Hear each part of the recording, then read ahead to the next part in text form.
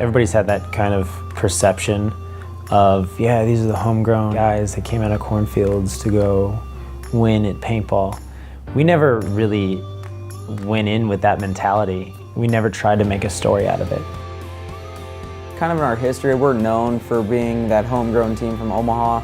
And like, we have that foundation, but at the same time, like, nobody would have made Remember the Titans if those dudes didn't win at the end. And, you know, it is really cool, like what we've done to get here and how we've done it.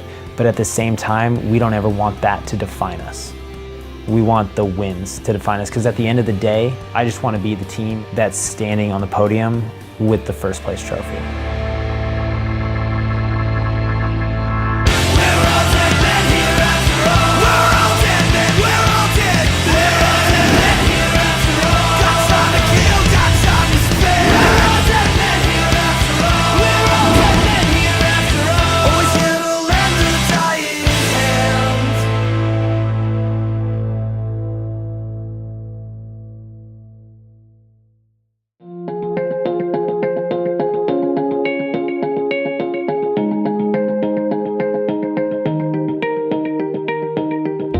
Going into Dallas, first of all, playing that event without Hooker, it definitely hurt us a lot because he's one of our key guys. You know, he's really good on the break. He's usually good for at least a kill. So, and I know Dallas, we ended up not getting that many kills on the break, so I think that hurt us a lot. Yeah, Hooker's always been that guy that can shoot a really good lane off the break. And while he might not be the most mobile, he has to make up for it in other ways, like good at laning, really good gunfighter, good at staying alive, there at the end of the game to hang the flag. For PSP Dallas, just before that, actually about a week and a half before that, we were down practicing damage. And I tweaked my back, which is kind of a reoccurring injury for me. It's something that's happened to me before. Then I was out for the rest of that tournament for Dallas. It seems to be our curse that the first event every year is always our weakest event every year, because of course, most of us being from Nebraska, before that first event, there's usually snow on the ground or it's 30 degrees, so we don't really usually get that playing time that we really need. So we were going to the event with a little practice time that we definitely could have used, and also without Hooker, or still we had no coach for that event. So there was definitely a lot of things kind of going not our way, and the scores kind of showed that.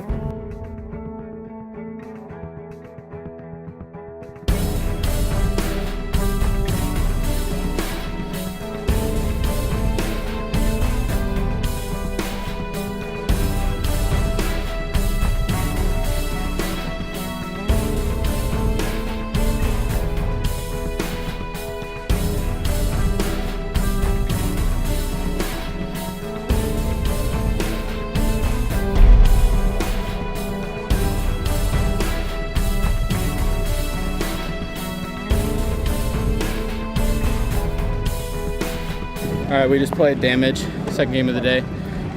We knew they were going to be a tough game. We practiced them a week ago. We knew they're going to go down their guns, go down their lanes. So we just tried to do it. You know, there's a really fast field. It's been playing fast for everyone. So we just kind of tried to play our aggressive ball, but it didn't work out for us. It was really frustrating to be at Dallas and watch my teammates not succeed. I mean, that was rough. I was kind of in the pits coaching with Carl, so that was very difficult to sit by and watch that happen. It's hard to say exactly what caused us to do poorly in Dallas. It was just kind of a lack of fundamentals, lack of doing things the right way, communication, making sure that we were doing our jobs. Day by day, we get better and better, we get better and better, we can't be beat, we can't be beat, won't be beat, won't be beat.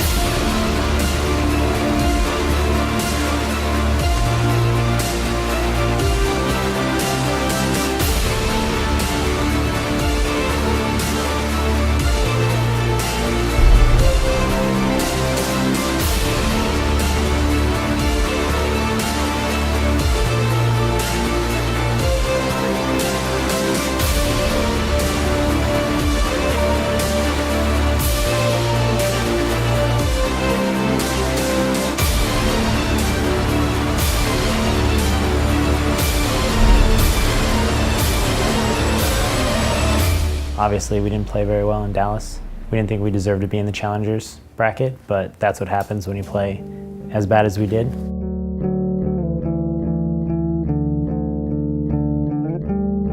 In Dallas, we still were at that point where we felt we didn't have that really big leader in the pits with as much knowledge as somebody that we would need to have. We need someone who pushes us a little bit because as individual players, sometimes, especially when you come to practice and things like that, it's easy to be lazy, or at least for some people it is. You know, without somebody to push you and make you better and make you be accountable and stay on you, and it's easy to fall off the tracks. It was kind of on our shoulders as the players to come in and say, hey, this is not working, hey, this needs to be changed. And that's really hard to do when you're out there playing. A lot of times you only get a look at one side of the field at any given point. So after Dallas, Todd Martinez came on board to Vicious, and I really feel like that was a missing puzzle. Like, if you looked at our team and our organization, we had the potential talent, we had the friendship, we had the management, we just didn't have that coach. And when he came upon us, everything changed for the better. I mean, Todd's a guy who's been in the sport and around the sport for a really long time.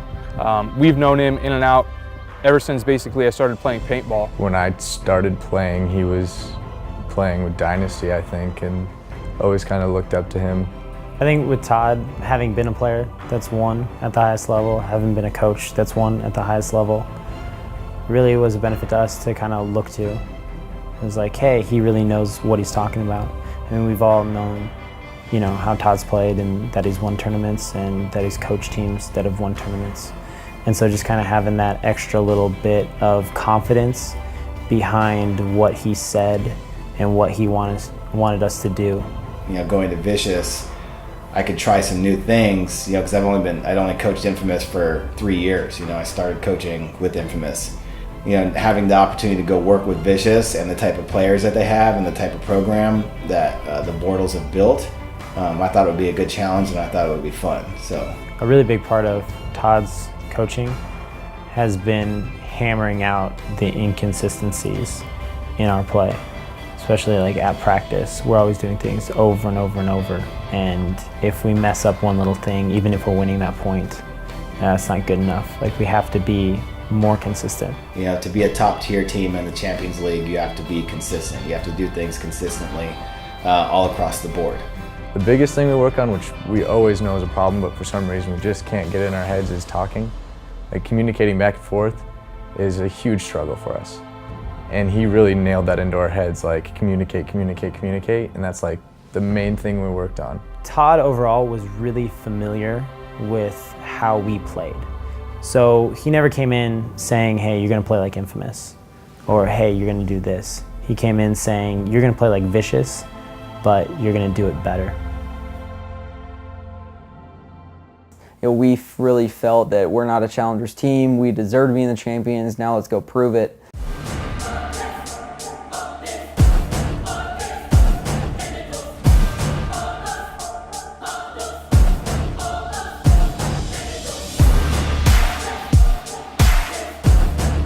Since it was our first event with Todd, we wanted to kind of start out strong with him. And we wanted to have no drawbacks to show him that we could really play, we could really, you know, be really productive on the field. We were not happy to be there. We do this to compete and to win, and we want to be the best of the best. And to get knocked down in that bracket, really, it sucks.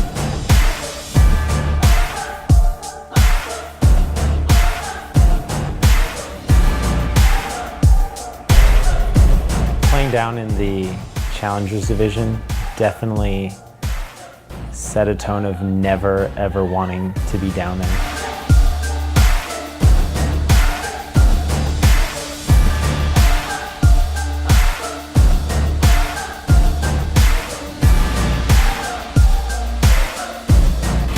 Good shit, let's go. Off the field, ready to take another bite. Sink those teeth in.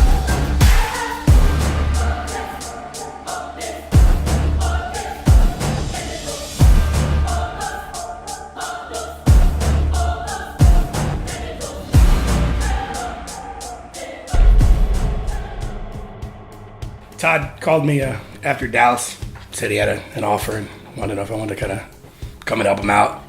We'd had a conversation last season actually, about some things we're kind of missing as far as the coaching aspect of paintball, kind of tie it into being more of a mainline sport. I brought in Burgess because he played Division I college baseball and football, and him being, you know, a paintball player that has had you know, collegiate experience, I wanted him to convey that mentality, you know, how to train like a pro athlete that other pro sports do. Chris Burgess is a character. I mean, it'll be 8 in the morning on a Tuesday and he's 110%, like just super motivated. He's kind of grown up through sports and at a really high level. You know, he played college football at Oregon State. He's been around that scene where it's a very, very high competitive level. Able to take lessons from clock management and getting the inches you need from basketball and conditioning and mindset in basketball and all these things I've experienced in and kind of put it in a package for this group. And that was really appealing because you feel like you can coach and you can make a difference and you can immediately see improvement. One of his big things is to be very athletic. It's a lot more having the discipline to do the things that maybe you don't want to do. You know, putting in the work during the week, the Monday through Friday stuff.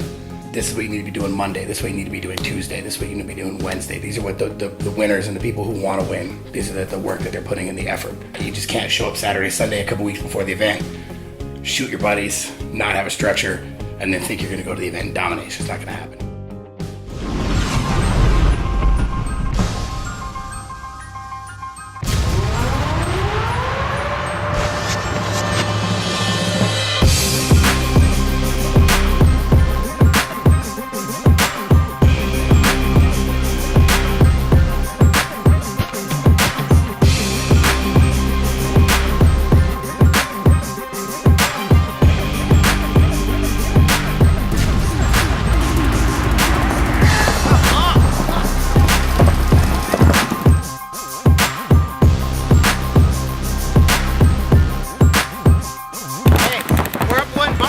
There's no need to fucking force that, bro. Let's go. The biggest thing we had with them is we played them so many times in divisional paintball back in the day. No need to brag, but I mean, we never lost.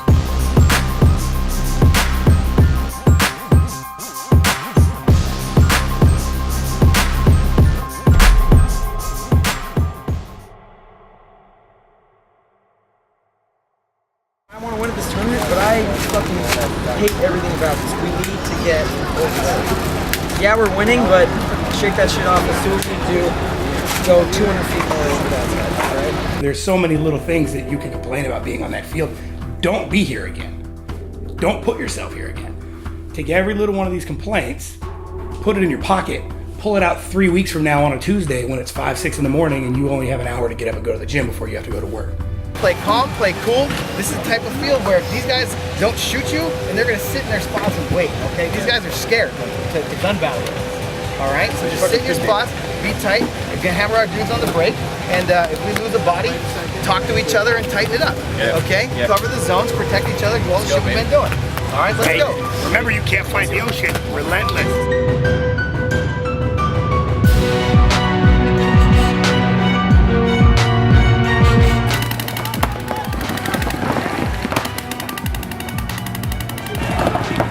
That's the flag that gets thrown for this entire event.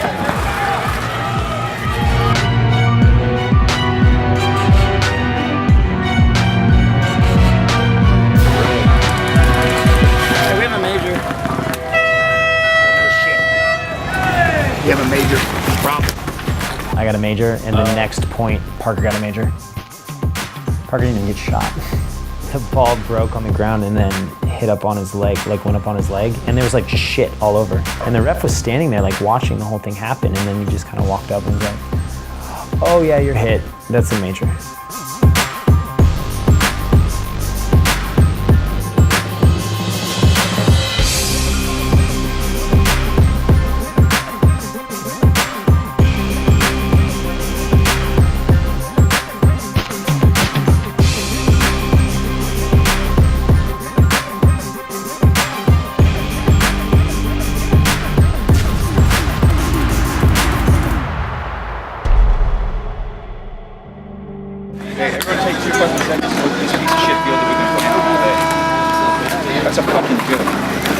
are over there with their fucking grandstands, all our fucking fans over there playing our fucking dicks off, top motherfucking 10.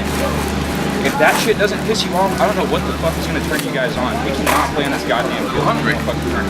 I know every time somebody says, oh, they said they beat themselves, that's bullshit. We did, just we were winning the match. Then we said, oh, hey, Thunder, we like you, so we'll let you play us 5 on 3. We fucking gave it to them. We didn't let them. They didn't beat us. Just after that, when it was tied 3-3, we were already over the edge. Even though they lost to Seattle Thunder, Vicious still moves on to the semifinals and will play against Texas Storm on Sunday.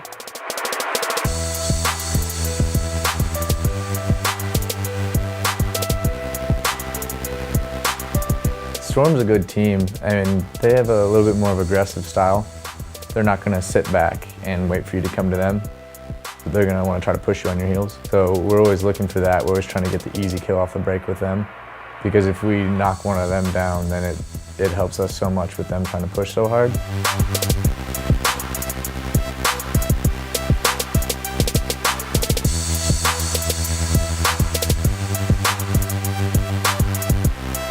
That's like their biggest downfall, is they always get like a major, 2 majors a match, and then it kind of screws them. I mean, they could probably get a lot further if they did without those majors.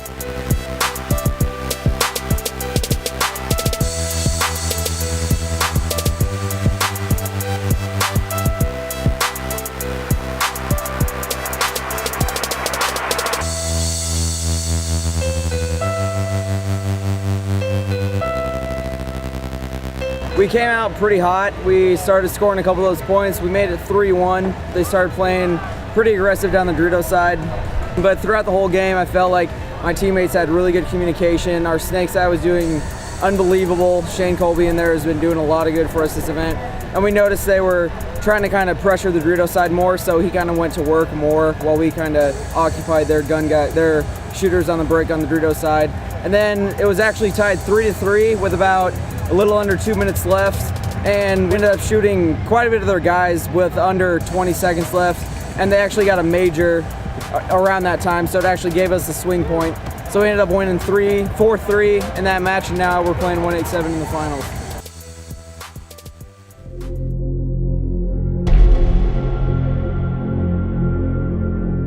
We're already in the Champions Division, but I wanted to go out and show that we're the most dominant team in the Challengers Division. All right? Play a full fucking game.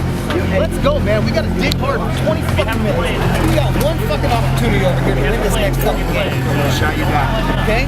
It's about winning big games. All right? Let's go. Vicious!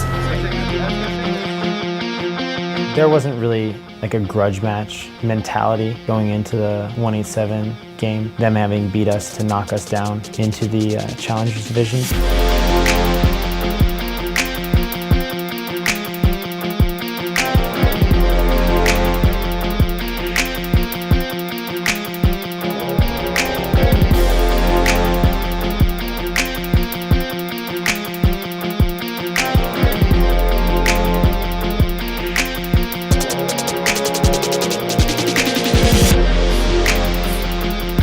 We just thought that we were the better team. And so we wanted to go out there and prove that. And we didn't prove that at the first event.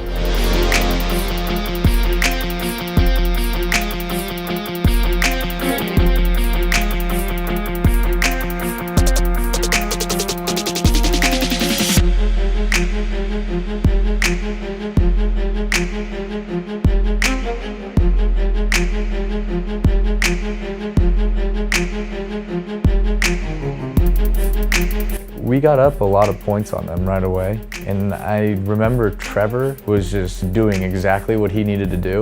One point we almost lost. It came down to a one-on-one, but we were up by like 3. So Trevor was just hiding and waiting for that guy to come get him. And as soon as he did, just traded and like, yeah, well, we're up by 3. I mean, it's not so much that he was running around shooting 5 dudes every point. He was just doing his job. And that's all we ask on our team, is just to do your job. Each person has their own jobs, and he did his perfectly.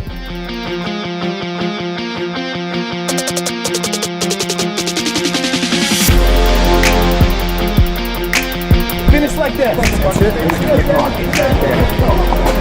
I just wanted to make sure that everybody, didn't take this game for granted.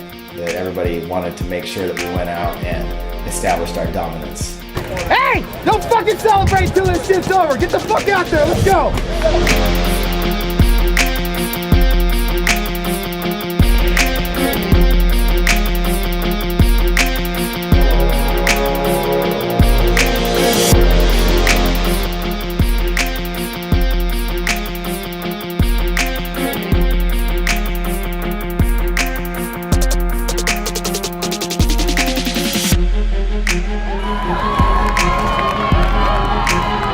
Hear that? That's them celebrating fucking mediocrity. We got 1 point in this game where we get our fucking asses kicked. Softman, you don't celebrate that shit. Get out of the play. Hey, you fucking put these dudes down. Do not let these guys come through the middle of the field on us. Hey, let's go. You fucking bury them in the fucking dirt. It was really important for us, that finals match, to kind of show that, yeah, we deserve this. And it wasn't good enough just to know that we were back into the Champions Division. We had to kind of prove to ourselves that, yeah, without a doubt, we're the best team in the Challenge Division. We know that we deserve to be in the Champions Division.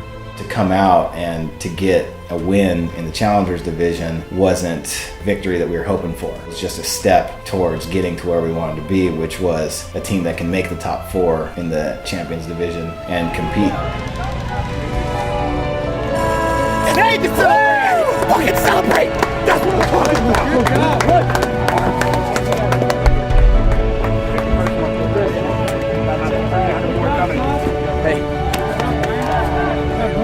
Hey, come here, buddy.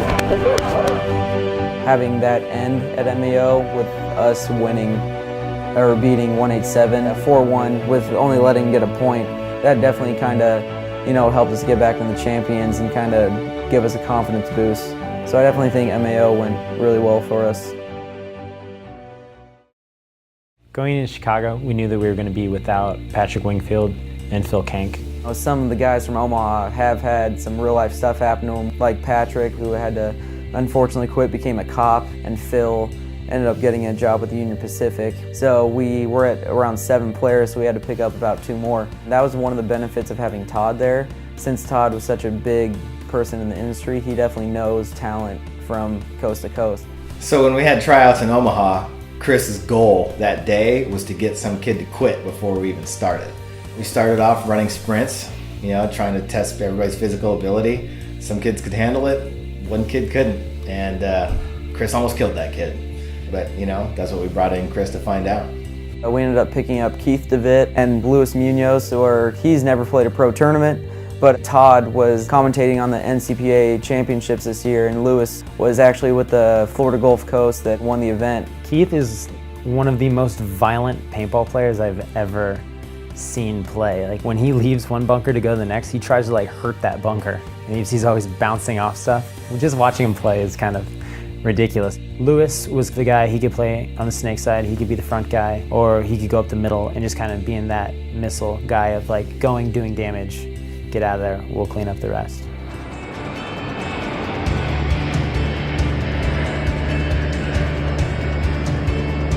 Coming into Chicago, the last event, we had to play the Challengers and get out of the Challengers.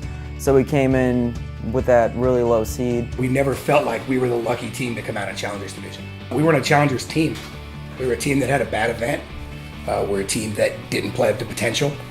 And, and I think it showed even when we played in the Challengers Division. I mean, we didn't really have a challenge, if pardon the pun, with those teams.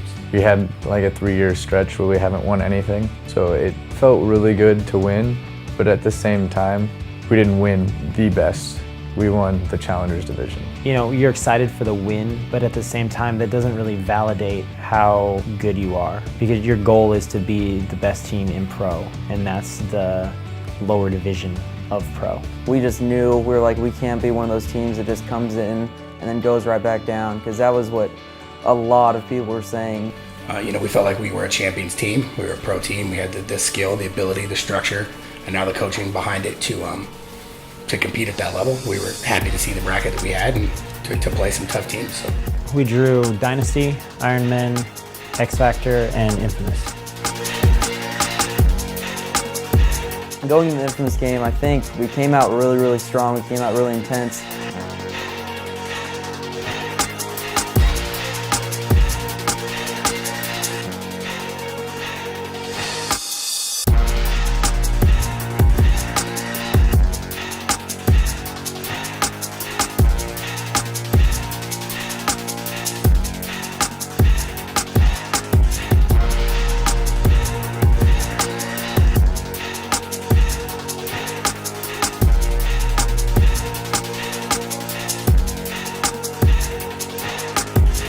Giving us a lot of trouble in the Infamous game. You know, I think Damien was playing pretty well and Nicky was playing pretty well.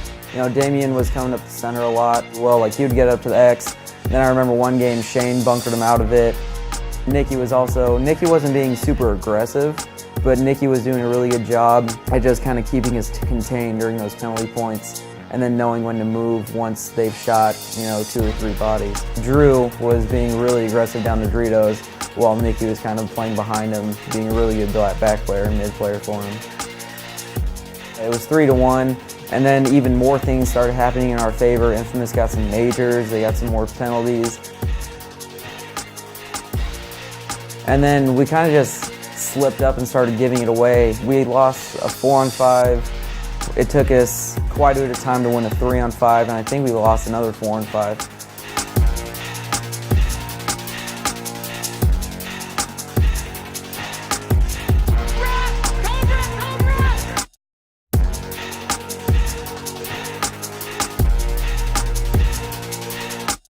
During practice, we were kind of able to push down one side of the field and then counterbalance that and push down the other side. So it was really back and forth, but overall, like, we could do what we wanted to do. And then Infamous was able to, like, hey, you're in the pro division, you can't do that. In practice, we were never really challenged to the point where, like, hey, this absolutely didn't work. How are you gonna change that? And against Infamous, that's exactly what they did. And it's kind of a little bit of a reminder that, like, these are all grinders. Like, no one gets a bye in this division. So you gotta fight for every single point. You know, I don't know if it was communication, just getting shot out of our spots, trying to be a little too aggressive on those penalty plays, but they ended up winning 7-4. Losing a match, especially your first one, is obviously gonna put some doubt as to how well you're gonna do. You know, after we lost that first game to Infamous, I wanted to make sure that we didn't lose our focus. You know, we still had 3 more prelim games to play, you know, and that our goal was to make the top 4. So I wanted to make sure that just because we dropped a close game, you know, not to drop our level of play, not to come out of character, but to just stay consistent with our game plan, our goals, and our focus. If anything, that just got us more fired up and more mad that we lost one. So let's just go out at the next game against the Ironman and get this win so we can come out of the first day 1-on-1 and have a better chance at going out of the prelims. When we played the Ironman in Chicago, we kind of focused up on the wide guys. Make them double up on that can on the Dorito side and make them double up on that bunker on the snake side. Because once you let one of those guys get into the snake off the break, you can be sure that he's going to be on your side. With my Kimmin teams, they've always had really, really good snake players, and they've always been really aggressive in the snake. Those kids are always super aggressive. No matter what team he's coaching, they're going to run shoot to the snake. You know, they're going to take that extra step. And, you know, if they get shot, then they're going to lose that point. But if they don't, they're going to win it. So they have that kind of over-aggressive mentality. And a lot of times, it definitely works out for them. We always kind of know, you know, he's going to have those 2 really fast players trying to get in the snake and trying to power down that. Against his team, there's never really only one person in the snake. A lot of the times, you have to deal with 2 people in the snake. So that's one of the things we really wanted to control. I know in that game, Mouse would be in the snake a lot, and he was playing really aggressive, he was playing really well. He would always usually come down and usually trade out with Shane, or at least try to get Shane. But that was perfectly fine for us, because once he traded out, we were playing so well that we would still have 4 or 5 bodies alive, but there were 3 or 4 at that time. I feel we had control most of the whole entire game. You know, there was a really, really long point where it was me, Zach, and Keith. Keith was in the Doritos, Zach was in the center on the Dorito side, and I was in the snake corner. And the point went on for quite a long time. A-Rod ended up getting an R snake one, and I came out of the inside of the corner and just kind of beat him in a gunfight. I shot him in the arm, and I kind of saw Steven, and he was running down the tape, trying to get in our snake, and I could have shot him, but kind of wanted to let a little bit more time run off the clock because I know he barely had any paint left. But at that time, Keith ended up going and getting their Dorito guy out. So it was a 3-on-1. Of course, we were just gonna sit on him. So they ended up blowing the horn. I feel like that was probably the most crucial point because it ended up putting us up by 2 or 3.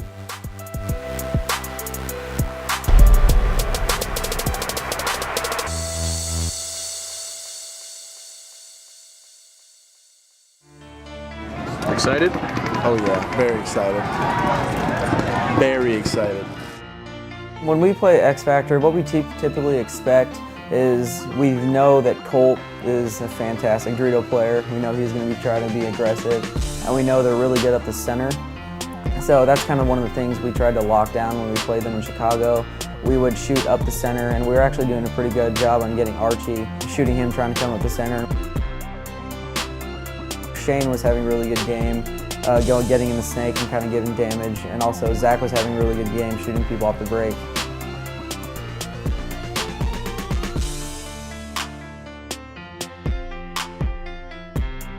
Hey, we don't let up. They're gonna try to come get us. We roll our guns, and we get bodies. Let's go.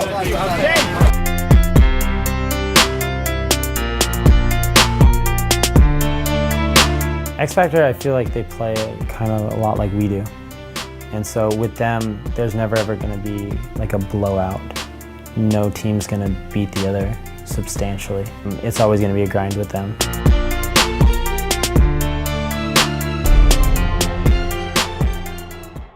The Dynasty game, we actually didn't come out that strong. You know, they started getting a pretty big lead on us.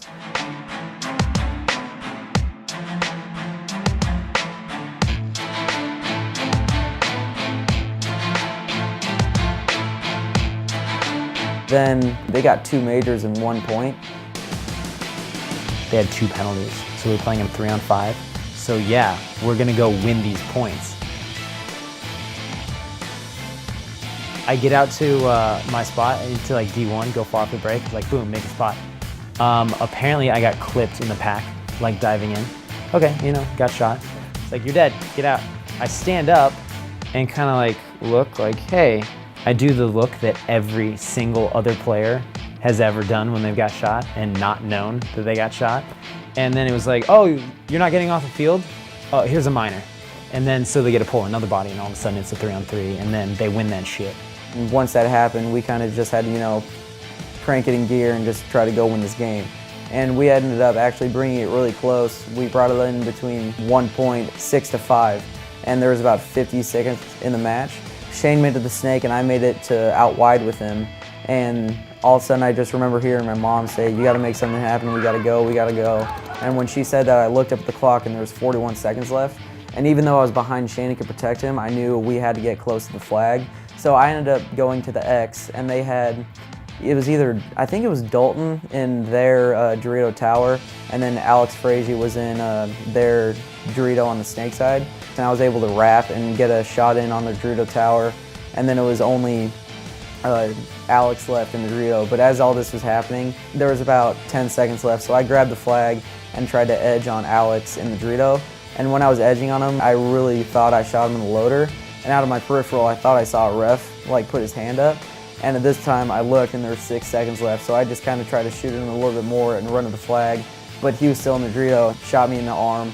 So then I looked back when I got shot and Zach was at the X right behind me. So I dropped the flag right where I was. It was probably around 10, 15 feet from the start box. So then I came up through the middle, got the flag on their side. But time was running out and this was the point to tie it. And you look up at the clock, you kind of just have to make the decision. I can either stand here and we lose or I can run. And I took off running. The horn blew, didn't make it in time, got shot anyway. And that was the end. Lost by 1. Hey, great fucking effort, bitches. Great effort. All right? Hold your fucking heads up. That's all right, baby. So we ended up losing by 1 point, even though we were 10 feet from the start box, about to tie it up and go into overtime. We left thinking like, oh yeah, we're done. Because we had to win that. When the points came out, we found out that we went on by 0.25 point spread. For Chicago, the goal was let's make top 4. You know, we ended up making top 4, but we still felt that we were playing well enough that we could beat Heat and get a shot to play in the finals.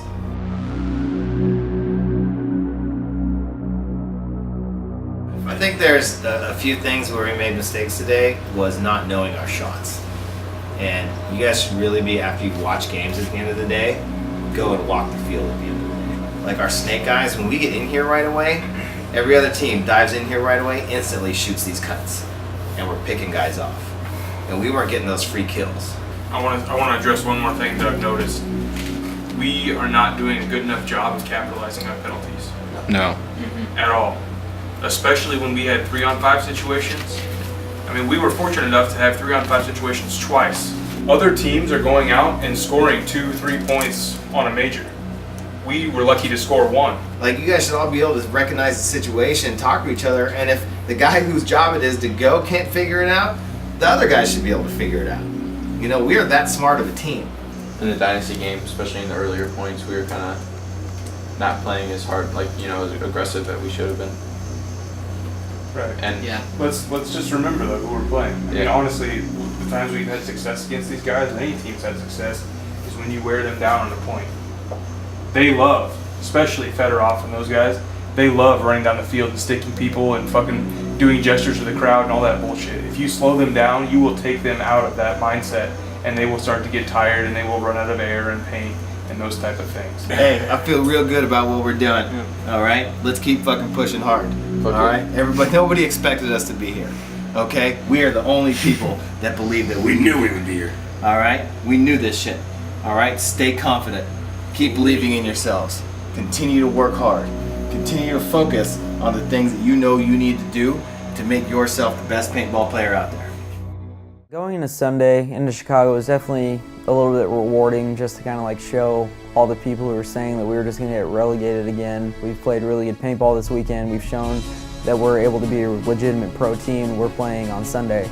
Going into the match against Heat, we definitely knew that Fedorov was playing well, so we definitely made some adjustments. Fedorov was playing in the snake and he was just playing lights out. We definitely knew that we had to try to contain him. I set up game plans to shoot certain guys because Fedorov was just dominating people that whole tournament. But I felt like we just controlled Fedorov. You know, we did a good job of controlling him on the snake side.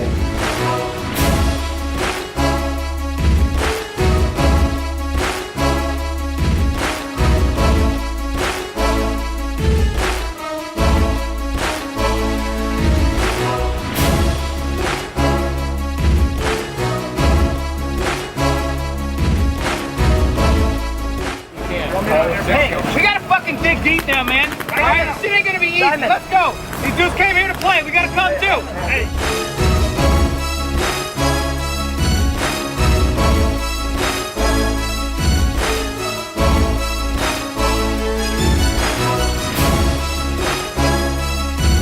We were kind of relying on shooting people off the break, and against Heat, that really didn't happen. If you don't get those key kills off the break, definitely it's going to make it harder. You know, Fedorov is one of those players where if you shoot him off the break, when you see him get up off the field, there's that confidence booster for you to go do something productive.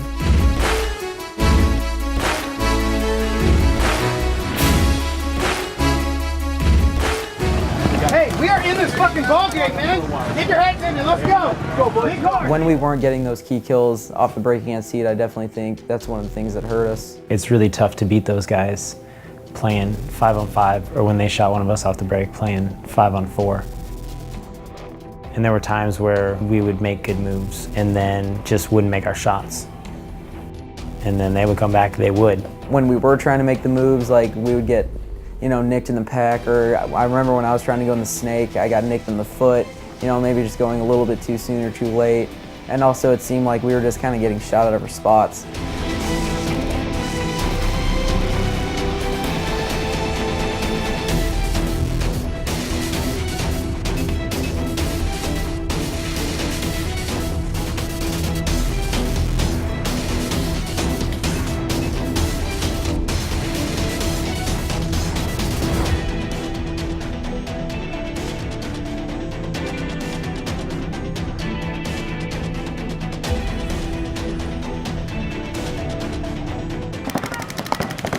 Hey, get these hit! Yeah, that's not a penalty.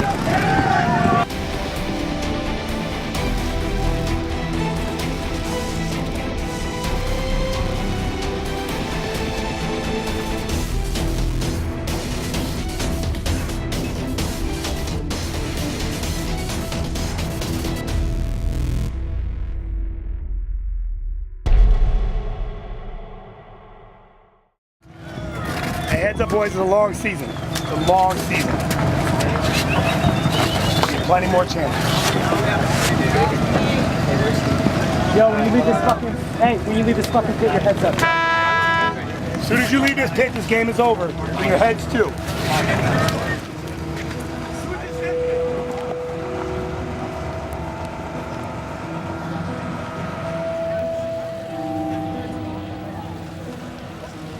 Very fucking proud of every one of you guys. The way you guys played, everything that everybody did.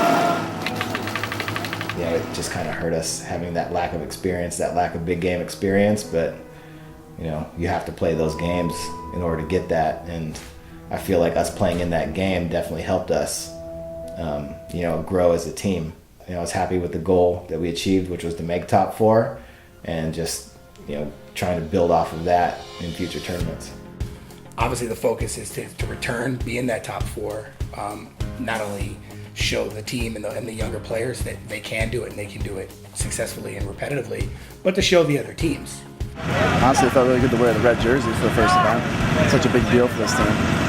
But 4th place, I'll take it. The first gold event I played. For us to go into Chicago and get that top 4 really showed that, hey, yeah, we do deserve to be here. And that's another stepping stone towards our goal of winning an event. We're all gonna have real jobs one day. You know, paintball's not gonna last forever. So instead of kind of moping around and kind of, you know, saying, oh, we keep losing, maybe we should just quit. Instead, I think, you know, we all kind of have limited days in this sport. We have to even be more positive. You know, that's my biggest fear in paintball, is leaving paintball without ever getting pro win. With the structure we have now and just all the focus and having Todd as a leader especially, we're definitely gonna win this year.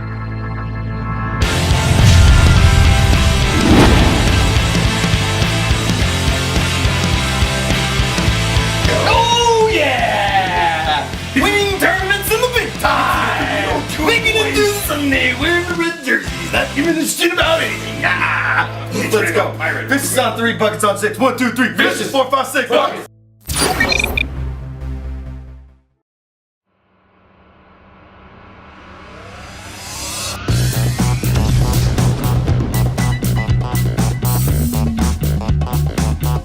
Alright guys, we're gonna shoot the short bus right now, alright? All right, let's get pumped.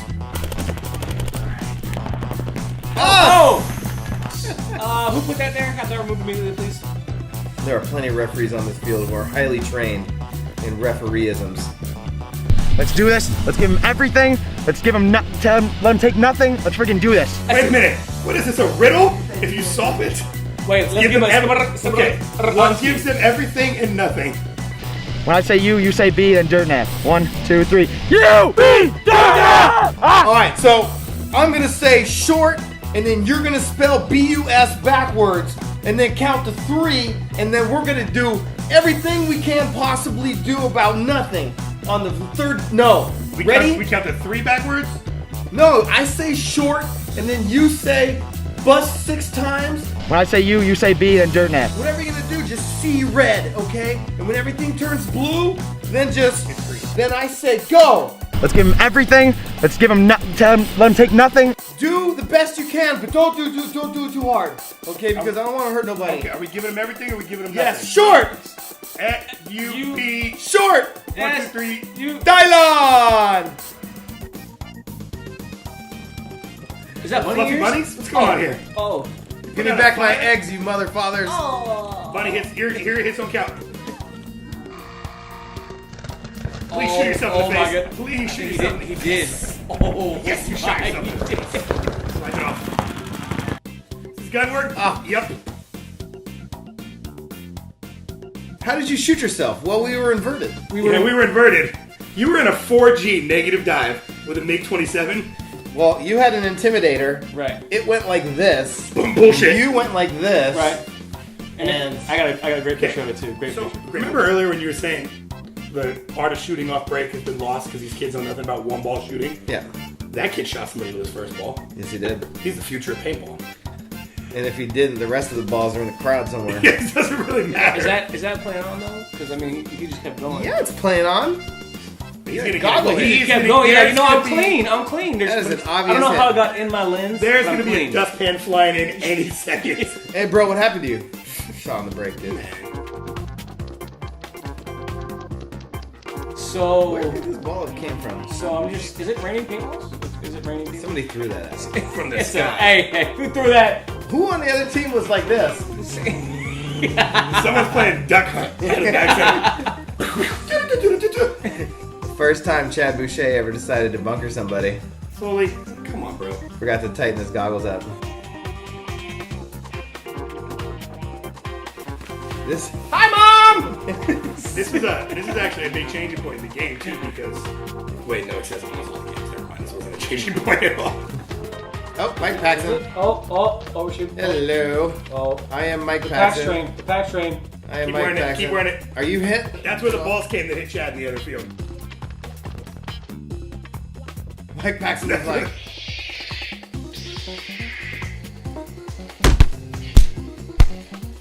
Wear it.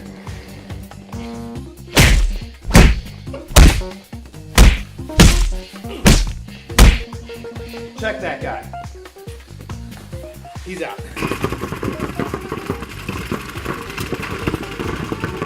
Oh, I'm tired. You know what? I'm tired. I'm stuck, actually. I'm not tired. I'm stuck. What are you stuck? Is that a stake in my leg? The Get me stake outta is here. in my leg. He stuck a stick in his leg. I dove into some Velcro. Come over here and take a look at my crotch real quick. Referee's like, oh, hold on a second. Yeah, you might be hit. Check again. Oh yeah, you're, like you're that? definitely hit deep in there. You like when I check you? I'll check you all day, girl. Oh, why would you do that, referee?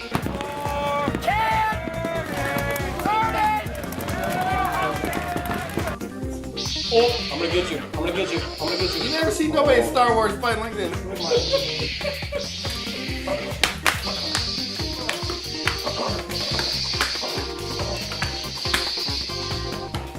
Cover me. You see me? You see me?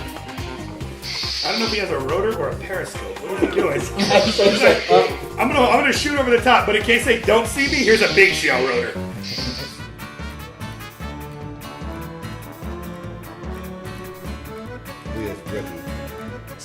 Right here? How do I look? But the wig split, but Hey, is Doc. it here? But my wig is split. Man, he gonna kill me for that one. Hey man, I can replace this. Sandana out of business and everything, but there are other people that make head wraps. You know, RAZA life.com. Get some. I will hook you up, Doug.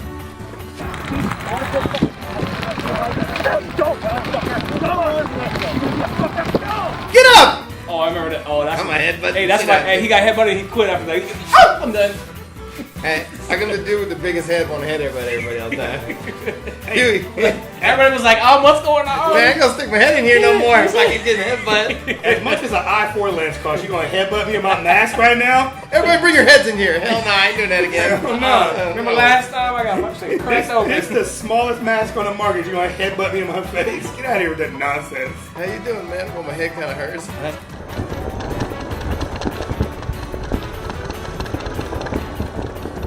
Oh, maybe if you didn't have a second-degree concussion from headbutting everybody, you'd be able to run out of your bunker. It's like, oh, I went to go to Dorito 1, but I was kind of woozy. What happened? I don't know. I see 3 Doritos. Run to the one in the middle. Out. We'll go headbutt somebody.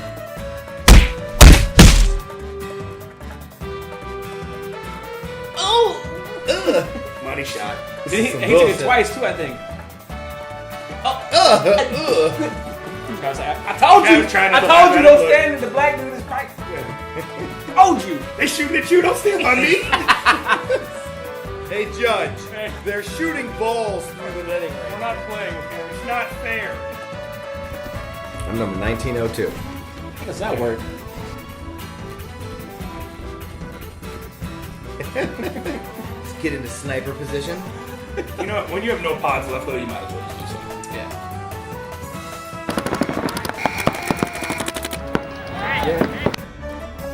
Good job being better than me.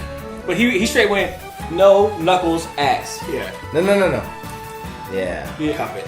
Yeah. Cup it. Hey, come here, player. Hey. Yeah. Number 2. Yeah. Get some. Oh, this is what I want to see right Your here. team got to be good if Christ is on your team. Christ, and he's number 12. You think when they pray to him before the games? I just want to see Christ do that thing again. Hey, Christ. Do The Harlem Shake. Everybody shake it like Christ for a minute.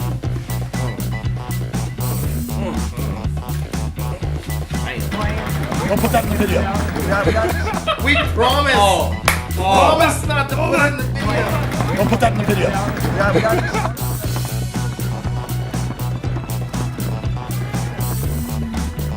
Okay, I'm sorry. I didn't mean to slide into your bunker. Oh, my bad. I didn't mean to. Hey, maybe if Yaya had that chin strap on, Yeah. he wouldn't have been in that situation. Hey, and you know what? I'm just gonna say here when I'm done.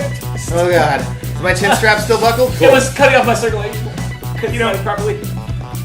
It's gonna be a crazy point, boys.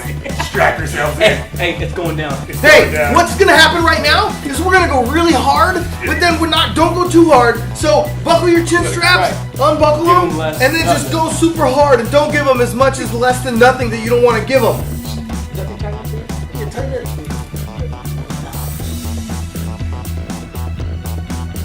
Hey, Keith the Vet. I don't know, but you know what he does in his off time? LARPing.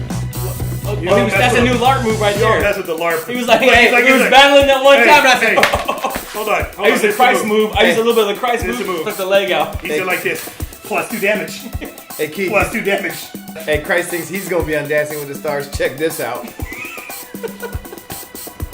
And he just like this. Damn, I can't even watch this. I can't even watch this. Flare, step.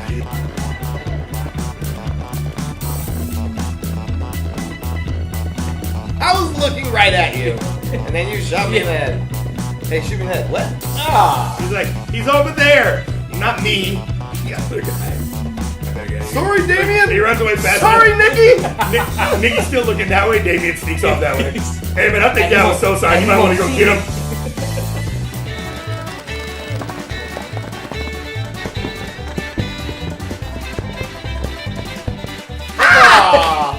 Fuck off! Hey, I don't know who that guy is, Nate Schrader. Nate? He's like, Schrader. If you want to learn moves like this, kid, there's a Nate Schrader clinic next week. Nate Schrader clinic. Sign up. Sign up. $20 an 8, $40 in the field. Sign up. The first you gotta do, you gotta come in with Christ, and then drop the Schrader, and then Tootsie Roll, and then Christ again, and then what's the and then Schrader, and a lark, the lark one to the side a little bit, and then the Schrader again, and then the Christ, and then finish with the Schrader.